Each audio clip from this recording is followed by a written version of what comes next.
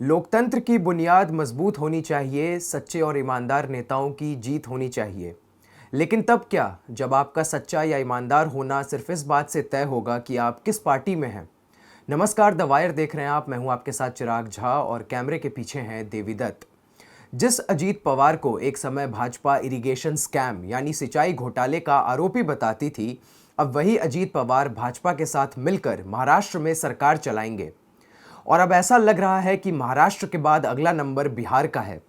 दरअसल सीबीआई ने land for job scam में दूसरी चार्जशीट दाखिल की है, जिसमें राजद सुप्रीमो लालू यादव के साथ उनके बेटे और बिहार के उप मुख्यमंत्री तेजस्वी यादव और लालू यादव की पत्नी और बिहार की पूर्व मुख्यमंत्री राबड़ी देवी का भी नाम शामिल है।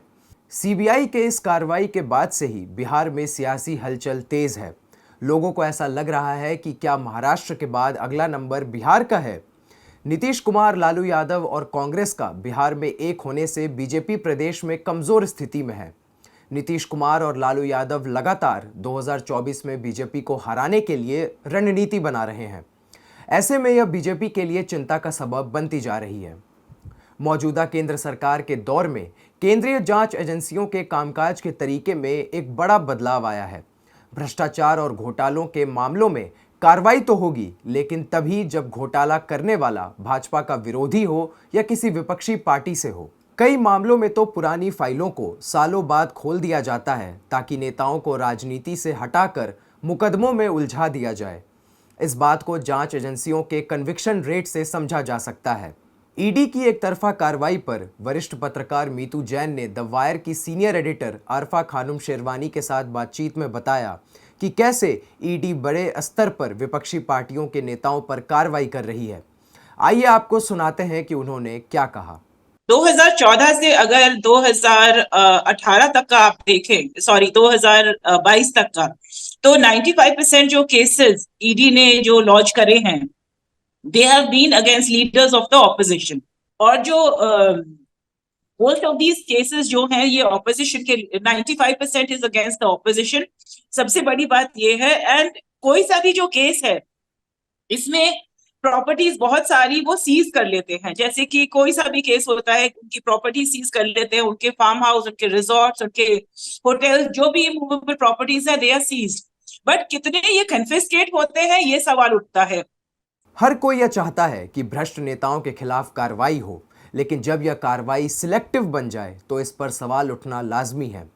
ताज़ा मामला सामने आया है बिहार से, जहां सीबीआई ने लैंड फॉर जॉब स्कैम यानी ज़मीन के बदले नौकरी देने के मामले में बिहार के उप मुख्यमंत्री तेजस्वी यादव, उनके पिता और तब के रेल मंत्री लालू प्रसाद यादव और बिहार की पूर्व मुख्यमंत्री राबड़ी देवी का नाम चार्जशीट में शामिल किया है। इनके अलावा सीबीआई ने 14 अन्य लोगों का नाम भी चार्जशीट में शामिल किया है, जिसमें एके इन्फोसिस्टम कंपनी के लोग और कई बिचौलिए शामिल हैं। गौर करने वाली बात यह है कि सीबीआई ने लैंड फॉर जॉब मामले में ये दूसरी चार्जशीट दाखिल की है। सीबीआई का यह कहना है कि पहली चार्जशीट दाखिल होने के बाद जो सबूत मिले हैं उसके आधार पर दूसरे चार्जशीट में लोगों के नाम शामिल किए गए हैं। अब लालू यादव का नाम सीबीआई के दूसरी चार्जशीट में आने को राजद ने पॉलिटिकल वेंडेटा बताया है। राजद के राज्यसभा सांसद प्रोफेसर मनोज झा ने तो इतना तक कह दिया कि यह चार्जशीट सीबीआई ने नहीं बल्कि बीजेपी के 2 शीर्ष नेताओं ने दाखिल की है। जरूर उनका इशारा प्रधानमंत्री नरेंद्र मोदी और गृह मंत्री अमित शाह की तरफ था। तो सीबीआई की इस कार्रवाई पर और कैसे इस कार्रवाई का सियासी हालात पर असर पड़ेगा, वह समझने की कोशिश करते हैं राष्ट्रीय जनता दल राजद के राष्ट्रीय प्रवक्ता और दिल्ली विश्वविद्यालय में associate professor doctor Naval Kishore जी से। तो नवल किशोर जी हमारे साथ जुड़ चुके हैं। बहुत बहुत स्वागत है आपका नवल जी द वायर पर। मेरा पहला सवाल आपसे यह है कि सीबीआई की चार्जशीट के बाद आपने भी ट्वीट किया और लिखा कि जब जब भाजपा डरती है, झूठी कार्रवाई करती है, तो कैसे आप देखते हैं इस कार्रवाई को और आपकी पार्टी का क्या स्टैंड है इस पर? ये बहुत स्पष्ट है। आप अगर इसको देखेंगे तो ये कार्रवाई जो है वो 2022 अगस्त से इसको देखने की जरूरत है। वैसे तो जिन मुद्दों को लेकर या जिन केस को परस्यू किया जा रहा है सरकार के द्वारा, वो वाकई में उस नजरिए से देखा जाना चाहिए कि सीबीआई ने खुद इसको 2 बार क्लोजर रिपोर्ट इसका दायर कर चुकी है कि इसमें कोई साक्ष्य नहीं है। उसके साथ एक और सच्चाई है कि जिस समय का ये केस है, तेजस्वी यादव उस समय नाबालिग थे, ये भी पूरे पब्लिक डोमेन में है।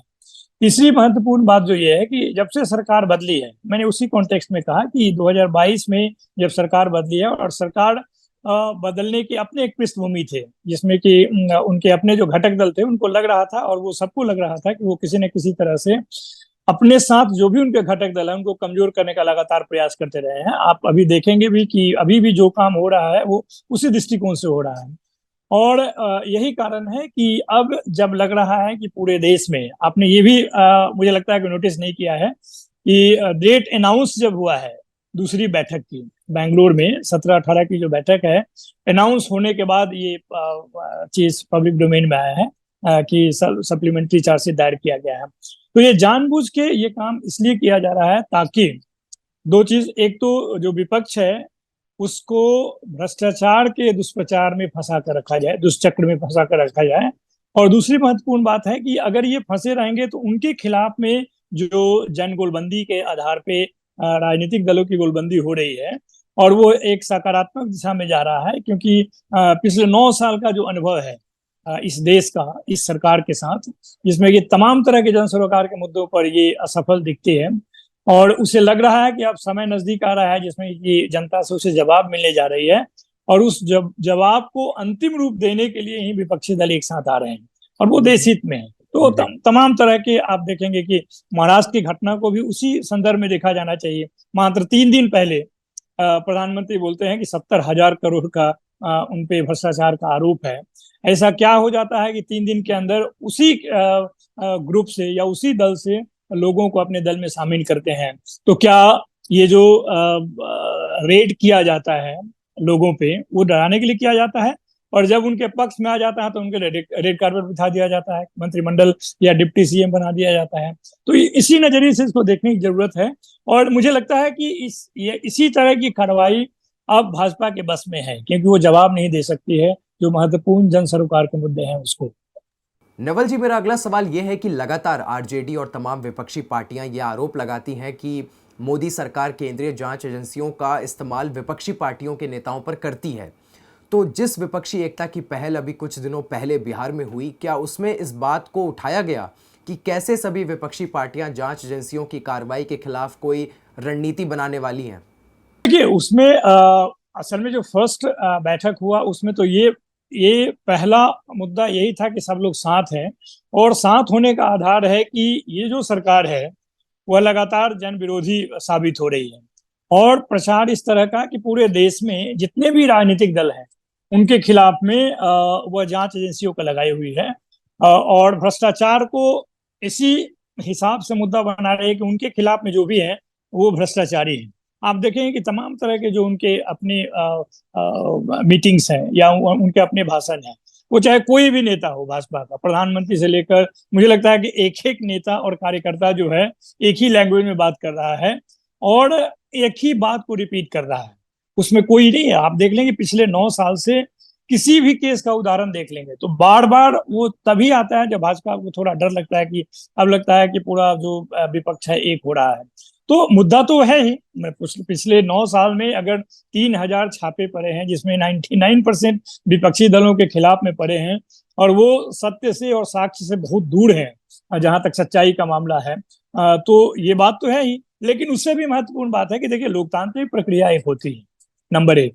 नंबर 2 कि कानून का राज होना चाहिए, व्यक्ति का राज नहीं होना चाहिए। अगर आज आपकी इच्छा है या आपको लगता है कि आपके खिलाफ में कोई दल या व्यक्ति कोई बात कह रहा है तो उससे पॉलिटिकल एंगेजमेंट करने के बजाय आप उसको अपने सरकारी एजेंसियों के उपयोग या दुरुपयोग से उसको शांत करना चाहते हैं, जो कि लोकतंत्र में ठीक नहीं है और यही सवाल आज के डेट में सबसे महत्वपूर्ण है। नवल जी, मैं आगे आपसे ये जानना चाहता हूं कि जैसे भाजपा महाराष्ट्र में वहां की दोनों स्थानीय पार्टी शिवसेना और एनसीपी को तोड़ने में सफल रही और अब यह कहा जा रहा है कि अगला जो ऑपरेशन लोटस जिसे कहा जाता है वो बिहार में हो सकता है और राजनीतिक गलियारों में ऐसी चर्चा है कि जेडीयू में कोई टूट हो सकती है। इस खतरे को कैसे देख रही है आपकी पार्टी और जो पूरा महागठबंधन है वो? देखिए, भाजपा को एक भ्रम है जो कि उसको दिन रात उसको उलझाए रखती है। उसको लगता है कि कोई चुने हुए प्रतिनिधि को अगर किसी कारण से या किसी आधार पे या एजेंसियों के डर से या सरकारी ताकतों का इस्तेमाल करके अगर उसका वो अपने पक्ष में कर लेती है तो जो उस दल का जन समर्थन है वो भी उसके साथ चला जाता है। ये बहुत बड़ी गलतफहमी है। शिवसेना के कुछ सदस्य या ज्यादा सदस्य दूसरे पार्टी में जा सकते हैं, लेकिन वाकई में शिवसेना का जो समर्थन वोट है वो आज भी उद्धव जी के साथ है। जो एनसीपी का आज भी समर्थन वोट है या जो रियल वोट है वो आज भी एनसीपी के जो प्रमुख है शरद पवार उनके साथ है। अगर प्रतिनिधि को मान लिया जाए, क्योंकि प्रतिनिधि जब चुनाव जीता है तो क्या इस आधार पर थोड़ी जीता कि आप भाजपा में चले जाओगे इसलिए आपको हम वोट दे रहे हैं। वोट तो उस दल के आधार पर मिला है। अगर आप भाजपा के साथ जा रहे हैं और जनता भी चली गई तो जनता पहले ही उनको वोट दे देती। जनता तो शिवसेना के को छोड़कर भाजपा को वोट दी नहीं, एनसीपी को छोड़कर भाजपा वोट उसने दिया नहीं। तो ये कैसे हम मान लें कि आने वाले चुनाव में जो नेता गए हैं उनके साथ साथ में उनके जो समर्थन है वो भी चले जाएंगे? नहीं जा सकते, ऐसा नहीं हो सकता है। दूसरी बात, बिहार के संदर्भ में आप देखेंगे कि बिहार की जनता हमेशा इस तरह के दबाव को या इस तरह के ज्यादती का जवाब जनता ने खुद दिया है। 1975 या 77 का उदाहरण है, वो कोई भूला नहीं है।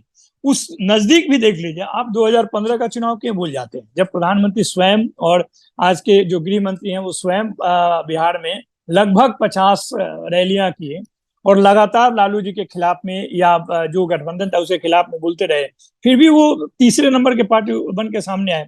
आज के डेट में भी आप अगर ये कहते हैं कि जनता दल में बहुत बड़ा है, तो मुझे तो लगता है कि भाजपा का कोई भी नेता आज के डेट में जो बिहार के जो शीर्ष नेता है भाजपा के, उनको शर्म आती होगी कि उनका अध्यक्ष कौन है, उसका पृष्ठभूमि क्या है। वो आरजेडी में रहा है, जनता दल में यूनाइटेड में रहा है, हम में रहा है और आज उनका अध्यक्ष है। उनको इतना तो शर्म आता होगा ना कि उनके सामने उनको खड़ा होकर उनका अभिवादन करना पड़ता है। जिसको उस राज्य में अपने लिए अपने ही दल से कोई अध्यक्ष का उम्मीदवार नहीं मिलता है, वो दूसरे पार्टी को क्या कर सकता है, क्या क्षति पहुंचा सकता है? ये संभव नहीं है और यही उनके बेचैनी का कारण भी है। इस बातचीत को ख़त्म करने से पहले एक आखिरी सवाल नवल जी मैं आपसे पूछना चाहूँगा कि जिस तरह से लगातार लालू यादव पर कभी चारा घोटाला, लैंड फॉर जॉब घोटाला और आईआरसीटीसी घोटालों में कार्रवाई हो रही है, इससे आपके नेता और आपकी पार्टी की छवि को नुकसान नहीं पहुंचेगा? क्योंकि एक मैसेज जाता है जनता के बीच और आप जानते हैं भ्रष्टाचार का मुद्दा काफ़ी गंभीर होता है चुनावों में। देखिए, लगातार भाजपा ये करती रही। आपने देखा होगा कि 2015 के पहले भी इस तरह के आरोप लगाते रहे हैं और इनफैक्ट 2015 के पहले तो जो 4 बंद केस थे चारा घोटाले में, उसको भाजपा ने ही खोला और अलग अलग से उसमें सजा किया। लेकिन उसके बावजूद भी जो जन गोलबंदी हुई उसमें लालू जी ने उसका नेतृत्व किया और सबसे बड़े दल के रूप में उभर कर सामने आए। लालू जी तो 2015 के विधानसभा चुनाव में थे वहां पे। उसी प्रकार से 2020 में तेजस्वी जी के खिलाफ में उसके पहले जो भी आरोप लगे और जो भी एजेंसियों का इस्तेमाल किया गया, आपने देखा होगा कि 8,000 करोड़ का मॉल गुड़गांव में ये कहा गया और पता चला कि वो किसका निकला। तो ये आम जनता भी ये समझती है, जो न्यूज देखते हैं, न्यूज को समझते हैं, वो आम जनता को भी लगता है कि इसमें सच्चाई नहीं है, यह मात्र एक सरकारी एजेंसियों का उपक्रम का दुरुपयोग है।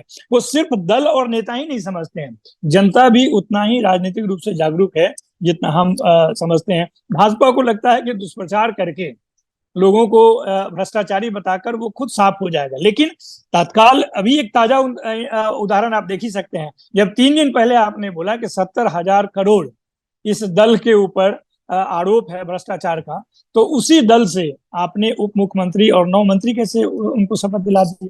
ये तो आम जनता भी देख रही है ना। और यही कारण है कि उनके लगातार निरंतर इस आरोप के बावजूद या उपयोग के बावजूद जन समर्थन जो है, आपने देखा कर्नाटक में भी वो तो भ्रष्टाचार पे ही चुनाव लड़ा गया ना। और वास्तव में वहां के लोगों ने फैसला किया कि जो 40% कट है वो ज्यादा महत्वपूर्ण है। भाजपा जो दूसरे को भ्रष्टाचारी कहती है, उसके अपने लोग 40% उसके आधार पे वहां पर काम करते हैं। और एक विधायक जिसके घर में करोड़ों रुपए पकड़े गए थे, उसका क्या हुआ? ये भारतीय जनता पार्टी के लोग भी तो समझते होंगे। तो मूल रूप से तो सच्चाई यही है जी। बहुत बहुत धन्यवाद नवल जी, जिस तरह आपने बहुत ही बेबाकी से सभी प्रश्नों का जवाब दिया। आइए अब आपको बताते हैं कि लैंड फॉर जॉब स्कैम का आखिर पूरा मामला क्या है। दरअसल सीबीआई की चार्जशीट बताती है कि साल 2004 से 2009 तक जब लालू प्रसाद यादव यूपीए सरकार में रेल मंत्री थे, तब उन्होंने अपनी कई परिचित लोगों की रेलवे में नियुक्तियां करवाई। आरोप यह है कि नियुक्तियां रेलवे के नियम के खिलाफ हुई, क्योंकि इन नियुक्तियों के लिए न तो कोई विज्ञापन निकला और ना ही कोई सार्वजनिक सूचना निकाली गई। साथ ही लालू यादव पर यह भी आरोप है कि इन नियुक्तियों के बदले उन्होंने और उनके परिवार के सदस्यों को बड़ी कम कीमत पर ज़मीन बेची गई। हालांकि इन आरोपों को लालू यादव और उनकी पार्टी हमेशा से खारिज करते आए हैं। साथ ही इस मामले में सीबीआई के कार्रवाई का कारण बिहार में बीजेपी का सत्ता से बाहर जाने को आरजेडी बताते आई है। तो फिलहाल के लिए इस वीडियो में इतना ही। ऐसे ही तमाम खबरों से जुड़े रहने के लिए आप देखते रहें द वायर। बहुत बहुत धन्यवाद आपका।